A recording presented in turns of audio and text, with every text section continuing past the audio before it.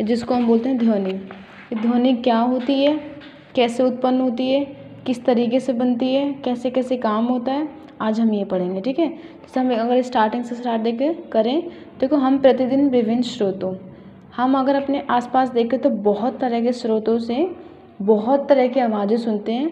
जैसे कि हम इंसानों की सुनते हैं, पक्षियों की सुनते हैं, घंटियों की सुनते हैं, मशीनों की सुनते हैं, वाहनों की सुनते हैं, टेलीविज़नों की सुनते हैं, रेडियो, ये सारी हमारी क्या है, साउंड निकालती हैं सारे, और इनसे हम इनकी आवाज़ें सुनते हैं। क्योंकि देखो अभी मैं बोल रही हूँ, मेरी भी आवाज़ निकल रही है, ठीक है, क्योंकि मेरा क्या साउंड निकल रहा है, मेरी आवाज़ से निकल रही है आवाज़। जब तुम सुन रहे हो, अभी कोई किसी की चीखने की आवाज़ आई तो उसमें भी क्या है, उसने आवाज़ खुद के निकाली है।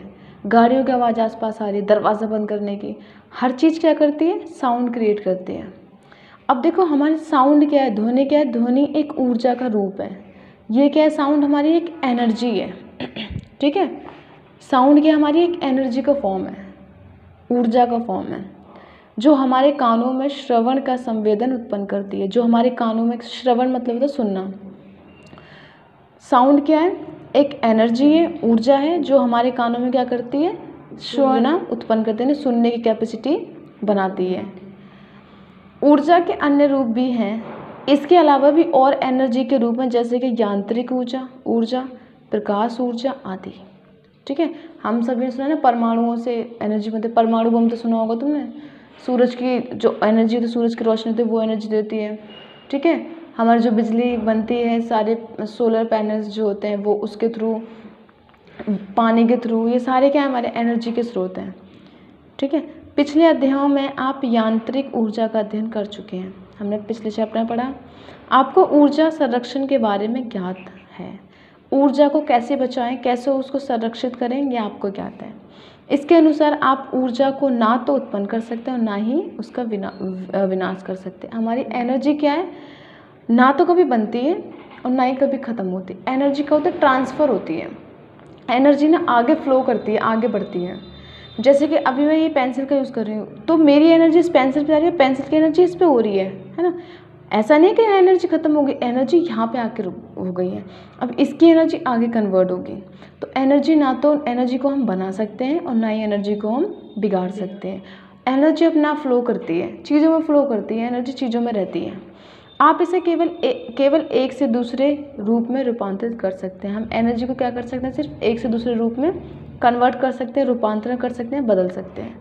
जब आप ताली बजाते हैं तो ध्वनि उत्पन्न होती है, आवाज़ निकलती है। क्या आप अपनी ऊर्जा का उपयोग किए बिना ध्वनि उत्पन्न कर सकते हैं? क्या आप बिना ताली बजाए ध्वनि निकाल सकते हैं? नहीं ना।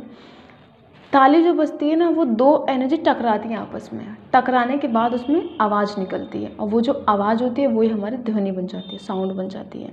तो जब एनर्जी टकराती है ना, तो उनमें से साउंड क्रिएट होता है।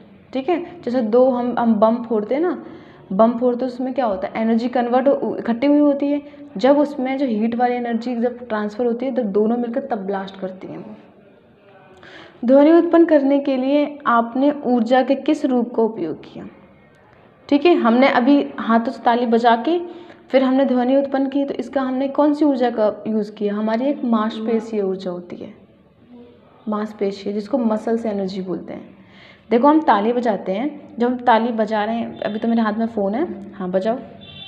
हम जब ताली बजाते हैं तो हमने क्या किया, हाथों का यूज़ किया, हाथों में हमारी मसल्स हैं। ठीक है, तो हमने क्या किया, मसल्स का यूज़ किया, तो मसल से क्या मांसपेशीय ऊर्जा हो जाएगी फिर ये ध्वनि। इस अध्याय में हम सीखेंगे कि ध्वनि कैसे उत्पन्न होती है और किसी माध्यम में किस प्रकार संचरित होकर हमारे कानों द्वारा ग्रहण करती है। हाँ, जो मांस होती है हमारी, ये मांसपेशी होती हैं। तो हम इस चैप्टर में पढ़ेंगे कि जो साउंड है, जो आवाज़ है, ध्वनि है, वो कैसे बनती है और कैसे संचरित होते हैं।